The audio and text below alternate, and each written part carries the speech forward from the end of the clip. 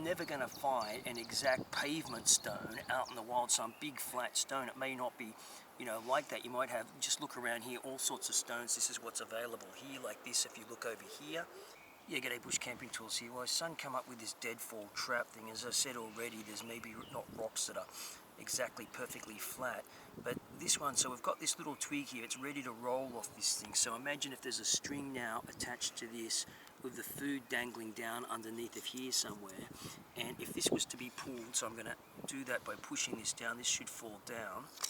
Yeah, there you go.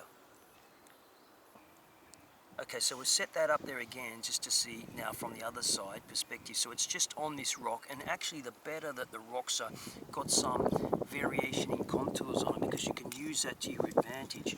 Okay, so let's pretend now that we have our bit of food on a string, a little piece of cord, it might be some fabric, anything hanging down here, and the animal would come down here and pull on this thing. Let's see if this is going to happen. Yeah. So there you go, a simple deadfall trap. This way, what happens is you really have to do minimal carving of anything. You may not even have to carve the end like this.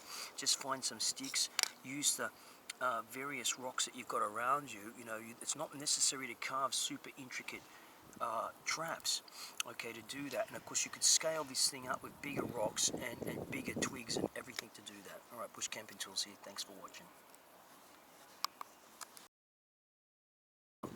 Okay, so we've got it set up here again, just a different configuration. It's still, this stick is in the same position with this carved end down here, but as I said, we did this because the ground's really hard and we just wanted to bury in there.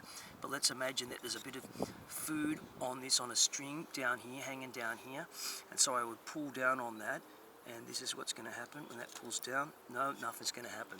Okay, so that wasn't right. Let's go back and do it again. Set this up, we'll try this one, and this goes down here. No, it didn't catch it. Okay, maybe if we carve this end to make it much thinner so there's less, because what's happened, it's caught on here. Let's just quickly do that. This, it has to be a hair trigger. That's the thing, because you want this thing to work first time. Wait on, we've got too much of an angle. Let's do that again to prove that that's not a fluke and that works. So here's our little rounded stick. Okay, let's see whether this is going to work on here. Now, a bit of string on there, which would be the food, which would go down. Yeah, okay, that's simple.